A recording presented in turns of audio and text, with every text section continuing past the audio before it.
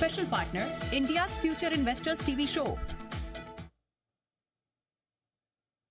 Budget की countdown हो चुकी है शुरू और हम ये समझने की कोशिश कर रहे हैं कि बजट से इस बार क्या एक्सपेक्टेशन और क्या होना चाहिए। और इसी कड़ी में आज हमारे साथ एक्सिस बैंक के चीफ इकोनॉमिस्ट और एक्सिस कैपिटल के global research head Neelkanth Mishra show में शामिल हो चुके हैं। Mishra sir, thank you so much समय निकालकर जी बिजनेस से जुड़ने के लिए। इससे पहले कि हम इस इंटरव्यू की शुरुआत करें, कुछ बातें मैं बता देती हूँ नीलकंठ सर के बारे में। गोल्ड मेडलिस्ट है सर और डिस्टिंग्विश्ड एल्यूमिनस अवार्डी हैं आईआईटी कानपुर से। सिर्फ यही नहीं, एक्सिस को इन्होंने ज्वाइन किया था मई 2023 में।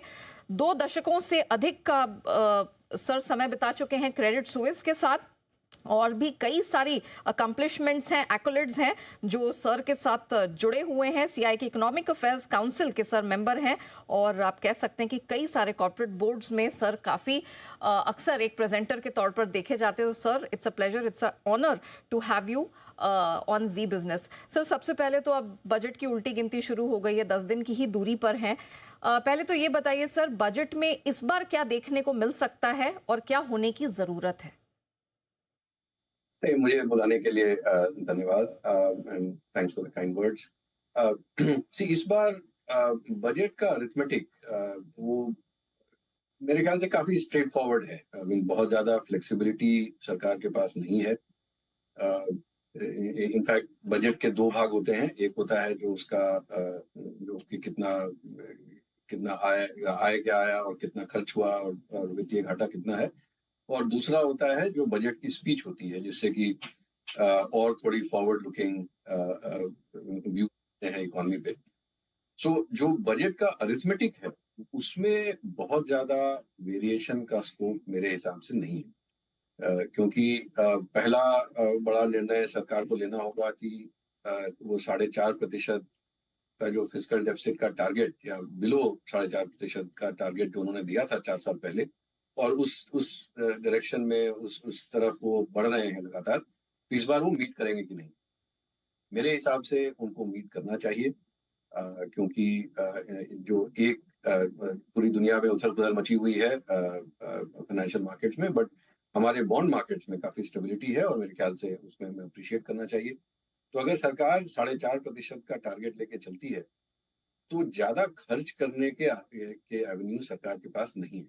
क्योंकि अगर इकोनॉमी 10-10.5% पे ग्रो करती है नॉमिनल टर्म्स में अगले साल, तो उसी गति से टैक्स कलेक्शन भी बढ़ेगा।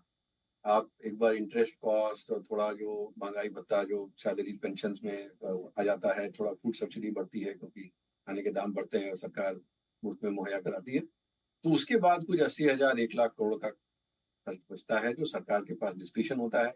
वो या इसको केपेक्स पे खर्च करें या थोड़ा टैक्स कट कर दें, बट इससे ज्यादा बजट के अरिथमेटिक में ज्यादा स्कोप नहीं है। बजट स्पीच में जरूर काफी रिफॉर्म्स की अनाउंसमेंट आ सकती है, जिससे कि थोड़ा एनुअल स्पिरिट्स आ जाए। बिकॉज अगर आप थोड़ा फॉरवर्ड लुकिंग ऑप्टिमिज्म आता है तो उससे भी इकोनॉमी को फायदा हो सकता है। तो सब निवेशक जो हैं वो इस बार के बजट से क्या सुनना चाह रहे हैं और बजट के पहले किस तरह की रणनीति बनाए भारतीय बाजारों में? देखिए, मेरा ये मानना है और मैं ये करीब 12-15 साल से कह रहा हूँ कि बजट इक्विटी मार्केट्स के लिए बहुत ज्यादा रेलेवेंट नहीं है। और मैं इस बार के बजट के बारे में यही कहूँगा। मुझे पता है कि काफी लोग उम्मीद लगा के बैठे होते हैं। इसको मैं मसल मेमोरी कहता हूँ। एक समय था जब सरकार का जो बजट है, केंद्र सरकार का बजट, ये पूरी इकोनॉमी के डायरेक्शन को कंट्रोल करता था, क्योंकि सरकार ही स्टील का केपेक्स, टेलीकॉम का केपेक्स, जितना भी कंस्ट्रक्शन है वो सब सरकार कंट्रोल करती थी। अब सरकार का फुटप्रिंट जो है वो बहुत छोटा हो गया है और इसलिए अब उसका महत्व पूरी इकोनॉमी के लिए भी थोड़ा कम है और मार्केट्स के लिए तो बहुत ही कम है। लेकिन फिर भी लोग उम्मीद लगाए बैठे हैं। मेरे हिसाब से जो 2-3 बड़ी उम्मीदें हैं लोगों को कि थोड़ा कंजम्पशन स्लो है तो थोड़ा शायद टैक्स कट का स्कोप हो सकता है। दूसरा ये कि इस साल खर्च जो है वो बजट से थोड़ा नीचे चल रहा है। यानी वो पहले जी। 7-8 महीने में ईयर ऑन ईयर नीचे है, तो वो सरकार कैचअप कर पाएगी कि नहीं। और उस बेस पे अगले साल फिर ग्रोथ आएगी कि नहीं, और तीसरा कि कुछ वो कैपिटल गेन्स टैक्सेस वगैरह में फिर बदलाव आ सकता है कि नहीं। मेरे हिसाब से अगर जुलाई में ही टैक्स रेट्स बदले हैं तो ये सोचना कि फिर फरवरी में आके सरकार को बदल देगी, आई थिंक ये शायद इरेशनल है। मेरे हिसाब से इसकी लाइक्लीहुड कम है। जैसा मैंने पहले भी कहा कि 80,000 से 1 लाख करोड़, एंड ये मान के चलें कि इस साल की हमारी जीडीपी कुछ 324 लाख करोड़ या 324 ट्रिलियन रुपए की है। अगले साल वो 356 से 360 लाख करोड़ यानी 356 से 360 ट्रिलियन रुपीस की होगी। तो उसमें अगर आप 80,000 1 लाख करोड़ अगर जोड़ भी लें तो 0.25 या 0.3% ऑफ जीडीपी होता है। इससे बहुत ज्यादा अंतर मार्केट्स पे नहीं पड़ेगा। तो या तो सरकार केपेक्स करे या कंजम्पशन करे, दोनों ही तरफ से बहुत ज्यादा असर इस बात का नहीं पड़ने वाला। तो मेरे हिसाब से बजट से को के आगे देखना कि इकोनॉमी कितनी जल्दी रिवाइव कर सकती है वो ज्यादा जरूरी है, बजाते ये कि बजट में क्या अनाउंसमेंट। ओके, चलिए केपेक्स कंजम्पशन यहाँ से कुछ अनाउंसमेंट अगर होते हैं तो भी बहुत बड़े सरप्राइजेस नहीं दिखाई दे रहे हैं सर को। लेकिन सर ये बताइए कि कौन से सेक्टर्स हैं जिस पर इस साल फोकस करने की जरूरत है, कहाँ आपको लगता है एक्टिविटी ज्यादा रहेगी, निवेशकों के लिए मौके हो सकते हैं?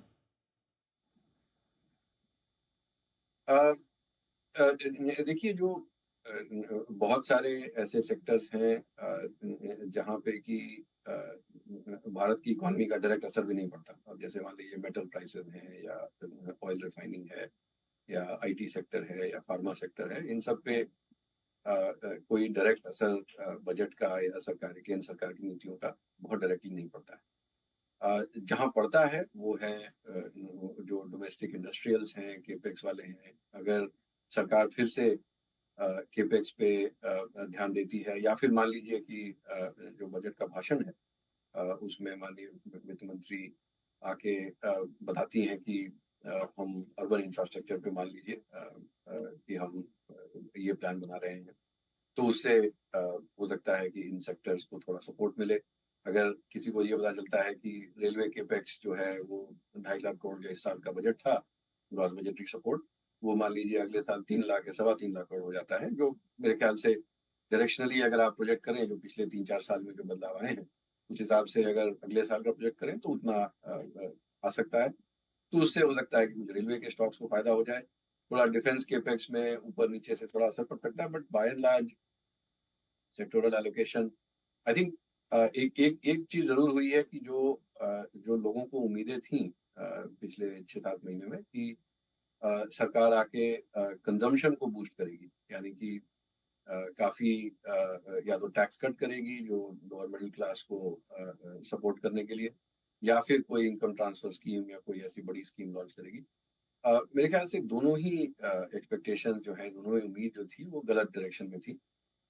एक तो ये कि सरकार की पॉलिसी ये रही है, सरकार हमेशा इस पे प्रायोरिटी देती है कि भाई ये केंद्र सरकार की नौकरियां क्रिएट हो। अगर आप एक बार किसी को पैसे बांट दें तो वो खर्च होकर खत्म हो जाते हैं, और एनीवे अभी राज्य सरकारें काफी हद तक इनकम ट्रांसफर स्कीम्स कर रही हैं, तो केंद्र सरकार को ये सब करने की जरूरत नहीं है। केंद्र सरकार ने पिछली बार जुलाई में वो employment linked incentive schemes announce की थी, तो उसमें अगर कुछ ट्वीक करने की जरूरत है, उसमें अगर बजटरी एलोकेशन बढ़ाने की जरूरत है, तो हो सकता है कि उन सब चीजों से थोड़े जॉब क्रिएशन में असर आए, थोड़ा कंजम्पशन सपोर्ट हो जाए। बट मैं यही कहूंगा कि बजट में ज्यादा रूम नहीं है। अगर ये हो जाए, अगर इसके डायरेक्शन भी आ जाए, जैसे मान लीजिए प्राइवेटाइजेशन है, जो हम लोग काफी बार चर्चा कर चुके हैं कि जो सरकार की होल्डिंग्स हैं लिस्टेड मार्केट्स में भी, वो पहले 7-8 लाख करोड़ की होती थी, वो 35-40 लाख करोड़ की है। तो उसमें से अगर 1.5-2 लाख करोड़ अगर सरकार बेच देती है, और कंट्रोल छोड़ने की जरूरत नहीं है, बहुत जगह पे उनका 75% से ज्यादा होल्डिंग है, वहां पे वो ट्रिम भी कर दें या 50% तक ही ले आए, तो उससे काफी पैसा जो है वो आ सकता है, और उसके बाद फिर सरकार की बजटरी फ्लेक्सिबिलिटी बढ़ जाती है। तो अगर उस डायरेक्शन में अगर इस बजट में कुछ अनाउंस नहीं भी हुआ, बट अगर ये हो जाए कि हम ये ढांचा तैयार करने वाले हैं जिससे कि हम पब्लिक असेट्स का मैनेजमेंट और एफिशिएंट कर पाए, तो उससे भी मेरे ख्याल से मार्केट को फायदा हो। Valid point sir. Neelkanth sir, thank you so much अपना समय निकालकर हमारे साथ जुड़ने के लिए और बताने के लिए कि इस बजट से किस तरह का इम्पैक्ट हमारे मार्केट्स पर देखने को मिल सकता है। आइए बढ़ते हैं आगे और